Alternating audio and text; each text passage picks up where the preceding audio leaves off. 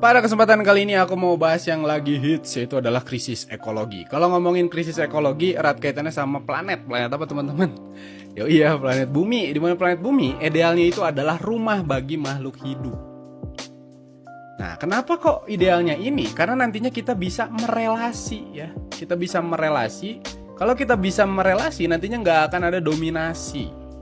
Cuma ada pandangan yang lain dari kapitalisme. Karena kapitalisme ini menganggap kalau bumi ini adalah sumber eksploitasi. Kok gitu ya? Kaitannya sama ini teman-teman. Nah, sumber bahan mentah. Jadi bumi ini adalah sumber bahan mentah bagi kapitalisme. Ini juga berkaitan sama perubahan corak berpikir dari teosentris yang berpusat pada Tuhan bergerak ke berpusat pada manusia. Kaitannya sama akal budi. Ya, masih pada ingat lah ya akal si budi nih. Nah, ini kaitannya sama dua peristiwa besar di Eropa. Ada masih ingat apa dan apa teman-teman? Yo iya, Renaissance dan juga Aufklärung. Di mana pelayaran samudra ini juga sama-sama mencari sumber bahan mentah. Dan reformasi gereja ini nantinya sekular kaitannya ke reformasi gereja untuk membatasi peran gereja ya terhadap kehidupan sipil.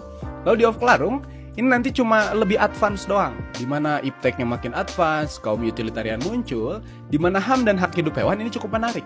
Karena ngomongin hak hidup hewan nanti kaitannya sama Jeremy Bentham.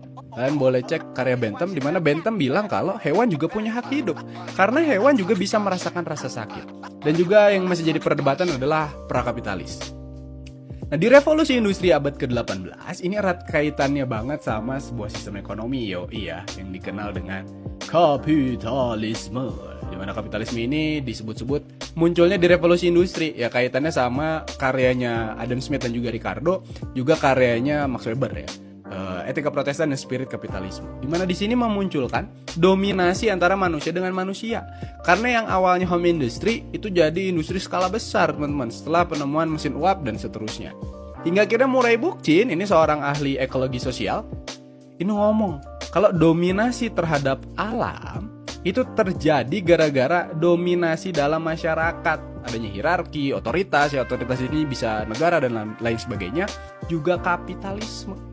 Nah, jadi kita nggak akan pernah bisa terhindar dari krisis ekologi kalau cara pandang kita masih antroposen dan kita masih ada hierarki atau dominasi di sana.